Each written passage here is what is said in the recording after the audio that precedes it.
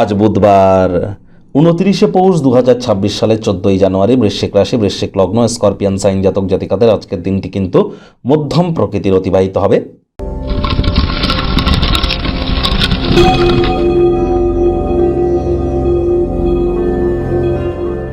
ভিডিওটির শুরুতে স্ক্রিনে আপনারা দেখতে পাচ্ছেন বুধ গ্রহের বীজমন্ত্র ওম ব্রাং ব্রিং ব্রং স বুধায় নমঃ।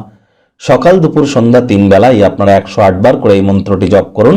অত্যন্ত উপকৃত হবেন। বিদ্যা, বুদ্ধি, বিজনেস এবং কমিউনিকেশন স্কিল আপনার এনহ্যান্স হতে চলেছে। এই বিষয়ে কোনো কনফিডেন্স লেভেলও কিন্তু আপনাদের গ্রো করবে।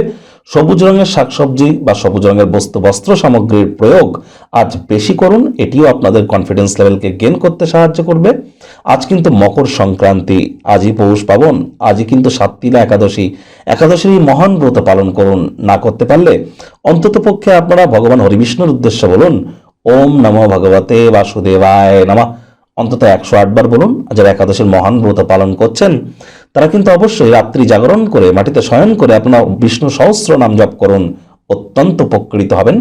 আজ মকর সংক্রান্তিতে আপনারা অবশ্যই, অর্থাৎ সূর্য আজ মকর রাশিতে গোচর করবে, যার জন্য আজ মকর সংক্রান্তি। আপনারা কালো তিল, গামছা, গুড় এই জিনিসগুলি যদি হতদরিদ্র গরিব, সাধু সন্ত, আউল বাউল ফকির বা কোনো ব্রাহ্মণকে যদি দান করতে পারেন তাহলে কিন্তু অত্যন্ত উপকৃত হতে চলেছেন। এ বিষয়ে কোনো সন্দেহের অবকাশ কিন্তু নেই। ভাগ্য মিটার আজ আপনাদের বলছে 3 আউট অফ 10। ভাগ্য আপনাদের অনুকূলেই থাকবে।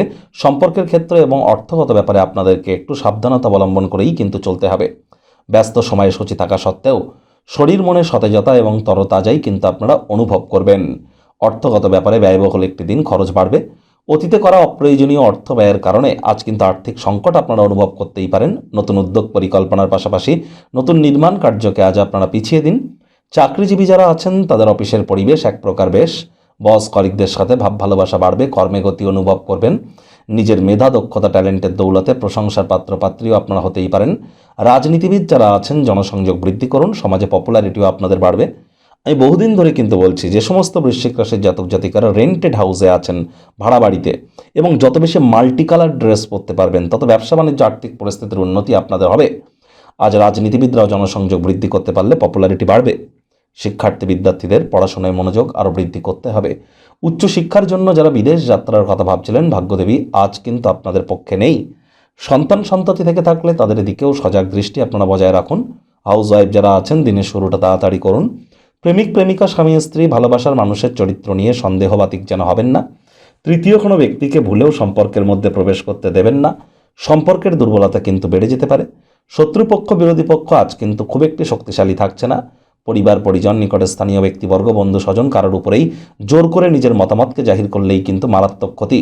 আজ আপনাদের উচিত ওয়েট অ্যান্ড ওয়াচ পলিসি গ্রহণ করে চলা। অবসরকালীন সময়ে মন্দির, মসজিদ, গুরুদ্বারা ভ্রমণ করা, আধ্যাত্মিক কর্তাকর্ত্রীদের সংস্পর্শে যাওয়া এবং বয়োজ্যেষ্ঠ ব্যক্তি, যারা বয়স্ক ব্যক্তি, তাদেরকে সম্মান করুন। তবেই কিন্তু লাভান্বিত হবেন।